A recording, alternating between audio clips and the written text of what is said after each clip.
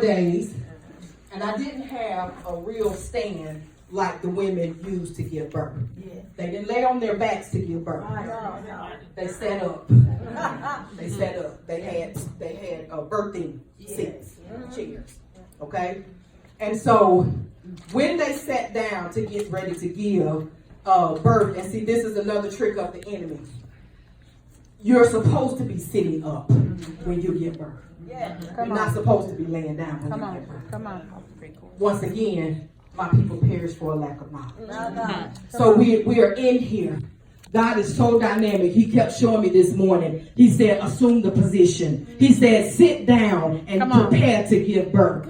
Your body automatically goes into what it's supposed to do, shifting whenever you get ready to give birth.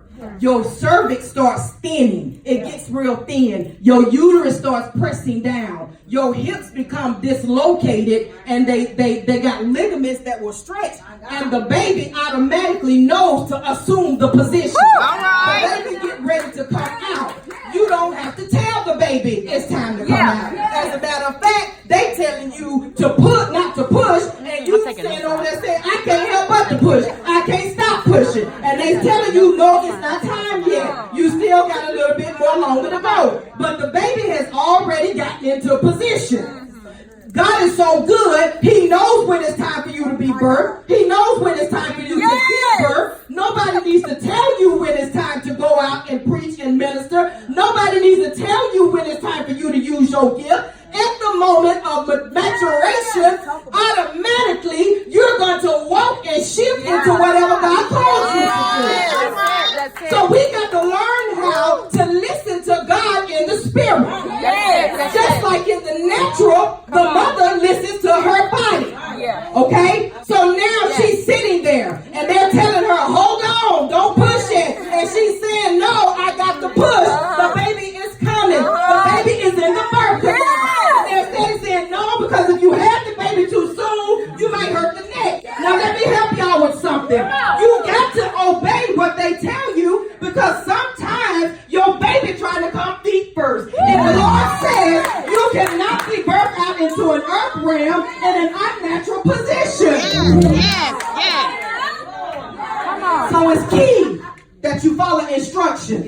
Because that's called a breach, baby. You coming out wrong. You turned around. You upside down. You ain't got it together. You coming out feet first. We need to see your head first. We don't need to see your feet first. Babies don't come here walking first. Come on, somebody. I got to carry you first. You trying to come out walking and God is saying no. You got to be carried first. So you got your coaches.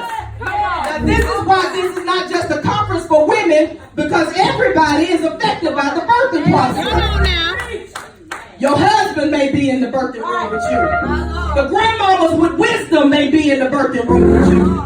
Come on, somebody. Your sisters may be in the birthing room with you. All the people that's going to help you get through this process. It's very, very spiritual too.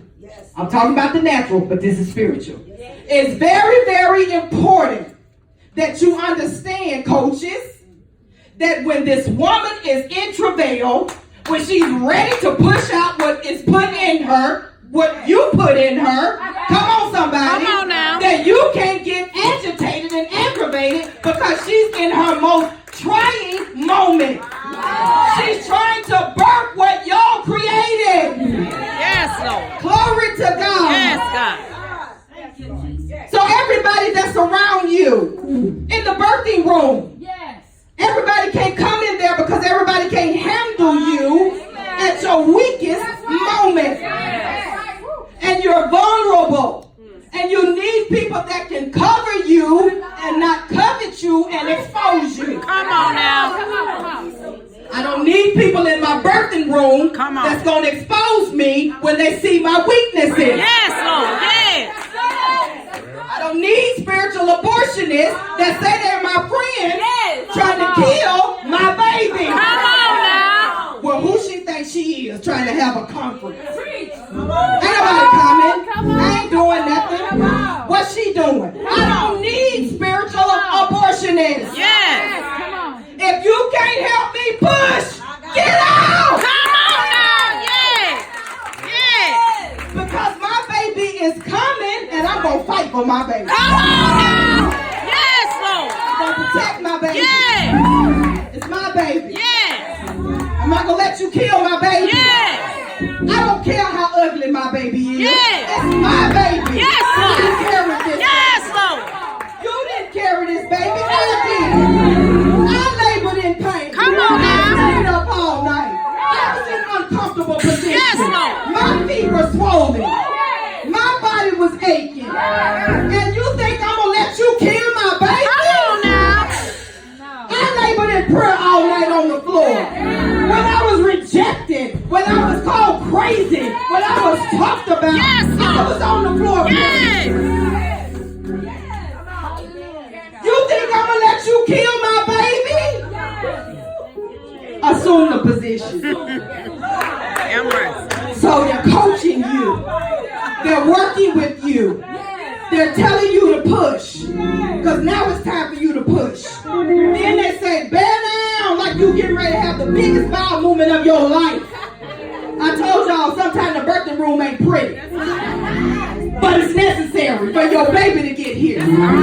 So it might be ugly right now what you have to go through to get to what God has for you. But if you got to travel and take your wife, your pregnant wife, and go all the way to where God said you're going to be, then that's what you do. Come on now. I tried to birth my baby in Meridian, Mississippi. And the Lord said no, because if you birth this baby there, they're going to kill it. Woo, have mercy.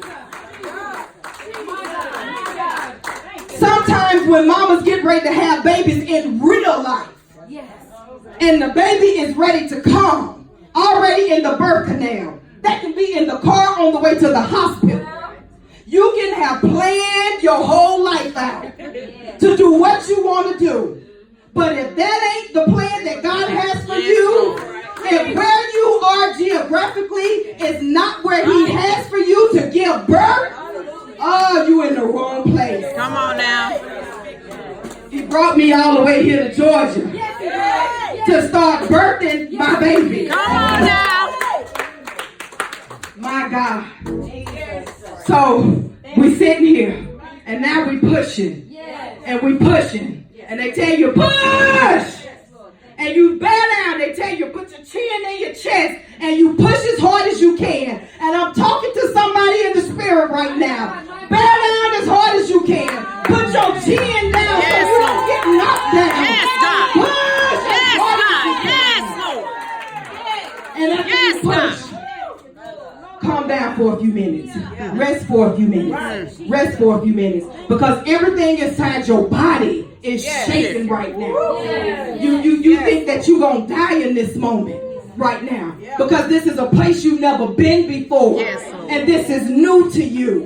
And you're getting ready to birth life out of you. And so you don't know what's happening to you. And you're wondering, Lord, can my body stand this? Come on now. He's saying all the time, yeah, I designed it to stand. Come on I've now. already designed it. I put it in you from the time I placed you in your mother's womb. When you got ready to birth, your body was going to automatically know what to do. You wouldn't have to tell your hips to spread. You ain't got to tell your cervix to thin. You don't have to do any of that. Your body is going to automatically do it for you. Yes, Lord. So then you rested for a few minutes because you've been pushing. You've been pushing and the baby still ain't there. And sometimes you bear down as hard as you can and you still pushing. And if you like my son was, he went back up. Come on. Come on now. Come on. He wasn't ready to come out. He went back up. My first baby. With your first baby, they can either go quick or they can go slow. Come on. And I'm getting ready to say something. Sometimes boys are lazy. Now, I love all my men. And thank y'all for coming. This for the ones that didn't come. Look around the church. Look around the church. Babies are the same way. Sometimes you trying to birth them boys and they just get lazy. They want to sleep. They go back up. And you got to push a little harder. But that's all right. because we still gonna be y'all coaches. We gonna coach you to come on because God is not only gonna birth you, He gonna use you all to birth some more men to come inside the church. So he went back up, and so they said, well, he's going back up. We don't see the head no more. And so now I'm hollering, screaming, well, where he at? I'm ready to get him out. I can't take it no more. I'm hurting. And they said, just calm down. You gotta relax. How you gonna tell me to calm down? Come on. How you gonna tell me to calm down and I've been rejected? How you gonna tell me to calm down and they all left me? Lord have mercy. I'm doing the best that I can do, but you gonna tell me to calm down? I can't calm down. I got a baby to birth. And I gotta get it out of me.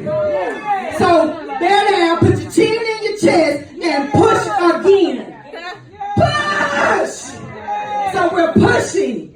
We're pushing. The second child I had, her water had nerve enough not to break. Come on, somebody. Come on Say now. her water didn't break. The water didn't break. So then they had to break my water. Yes, Lord. That's why you gotta have somebody. For those that's in here that know God called you, but you sitting down on what God told you to do. Somebody got to break your water so you can come out the womb. Yes. If you stay in the womb too long, you'll either die or you'll kill what's carrying you. Yes, Lord. Yes. You gotta come out. You can't stay. I know it seems rough on you, but you gotta come out. Yes. You can't stay. We need you to come out. God would never send a seed to your womb. Yes, Lord. Thank you, God. Can't leave you in my womb. Thank you, Lord I God. gotta get you out because I got more babies to birth. Yes. My womb has to be healed. Yes, God. So that I can carry more babies. Yes.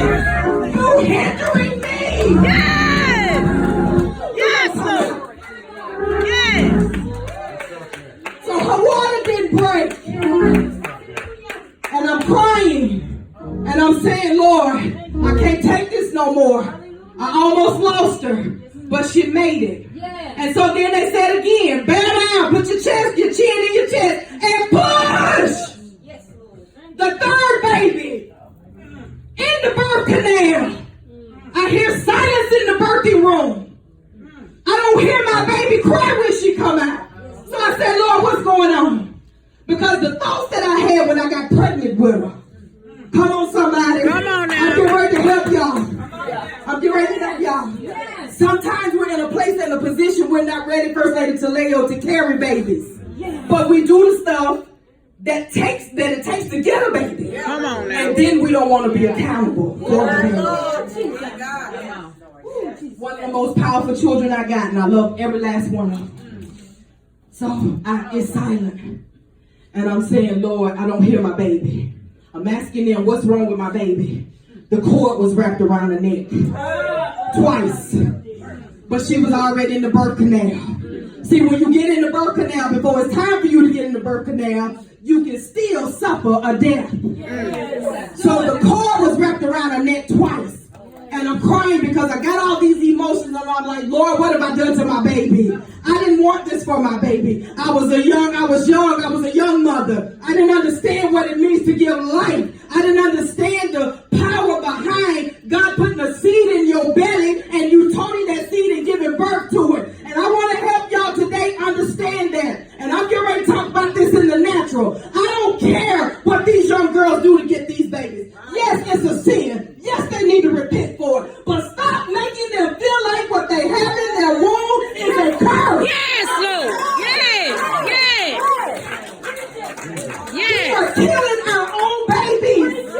I'm talking about saved folk. Saved people. Mad at your baby because she got pregnant. Maybe had you been spending a lot of time with her, Better say that. she wouldn't have been pregnant. Yes. And maybe she would have been. But that's your seed that's passing down through her womb. You have become the spiritual abortionist to your baby. And the Lord says, stop it. Let them repent for the act of what they did, but stop cursing the baby. Because when that baby is here, everything that's in that mama is transferred to that baby. The baby is still attached to the placenta. You have to deliver the placenta like you delivered the baby. It takes a few minutes for you to deliver the placenta. All the nutrients and everything that's in you is in the placenta. So you give birth to your baby, they're birthing these babies, but all this rejection, all this hate, all this anger, all of these things is inside of that placenta. Because that's what's been inside the mama's womb the whole while she's been pregnant. And sometimes on a spiritual level, we wonder why our kids are jacked up. What season in your life was you in when you gave birth? Come on now. Who impregnated you? Come on. Did you pray over your seed? Did you protect your seed? Stop killing your babies. So the cord was wrapped around her neck. And in that moment, I knew that it was my fault. Because I was depressed when I got pregnant. And I didn't know how to handle it. So I walked through 9 months of a pregnancy, and I give birth, and the cord is wrapped around her neck. And all I could think was, Lord, I done killed my baby. But I thank God for Jesus. Yes, Lord. Yes. Yes, Lord. Yes, God. I wasn't even saved at that time, my birthday girl. And Jesus kept my baby. Yes, Lord. Yes, Lord. And she had a powerful anointing on her life. So we still in the birthday room. We ain't through. They cut the cord and they hit her. They had to rub on her. They had to work with her. And it was a few minutes before they would let me touch the baby I carried for 9 months. And sometimes in the natural, in the spiritual, we have birthed babies and we have left them unattended. We have birthed babies into an atmosphere where the cord is tied around their neck. And they're struggling for every breath that they can get. They're trying to breathe. They're trying to adjust to this new life. And what are we over there doing? We over there stealing our own stuff, feeling some type of way because we even got pregnant. I'm mad at him. He gone. He didn't even stay with me. Who cares? You just birthed life. Yes, God. Yes. Get your babies. I don't care what he did. God opened your womb to carry a baby. Elizabeth's womb was barren, but God touched it. Babies are a gift from God. They're a gift from God. Yes. And he'll never send a seed to your womb to die. Thank you, Lord. And I felt for years that I had blood on my hands for so many things. And I prayed and I prayed and I would lay hands on my child after I got saved. And I would say, Lord, bless her. Not because of me, but bless her because you sent her to me. Yes, God. The only one I know in my family other than a cousin on my daddy's side that's got a powerful voice. I know God did it. I know what he's going to do with her. You don't know who you're carrying. Mary was carrying the Messiah. Yes. She was carrying somebody that was going to save the world. Even you and I. You don't know who you're carrying. Stop speaking damnation to your baby. When your girls get pregnant, love on her.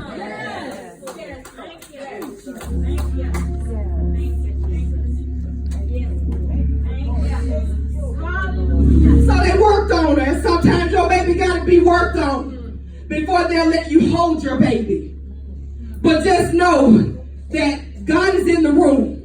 He's only put the people in the room that can comfort you, that can care for you, that can cover you, that can coach you through these moments. Because it's a rough time. And sometimes you only need your spouse in the room. I wish I had somebody. I had y'all look around when you first entered the birthing room. And I said, some of y'all invited some people and they didn't show up. Some of y'all made some people made some commitments to you and they didn't come. Look around this room today. Everybody that committed to you that didn't come with you, kiss them and tell them thank you. Thank you. Yes. Because sometimes people will show you who they are. Yes, Lord. Sometimes God will show you, and I ain't telling nobody to be mad at nobody. Sometimes we try to take people into our processes and they can't Come on now. Yes. They can't handle it. And you trying to make them cover you up here and they still down here. Come on. That's so good. Somewhere they didn't go through the process. You did. There is no cheating with God. You're going to go through the process. Yes. You're going through every step with God. 40 weeks for a baby, a mature baby to get here. Healthy baby. Glory to God. The grace of God will allow when there's damage done to the baby for them to be healed. He will allow it because that's how good he is. Remember, he'll never send a seed to your womb to die. So then they clean your baby up and all is well. They take you back to your room. They deliver the placenta. And scientifically, and this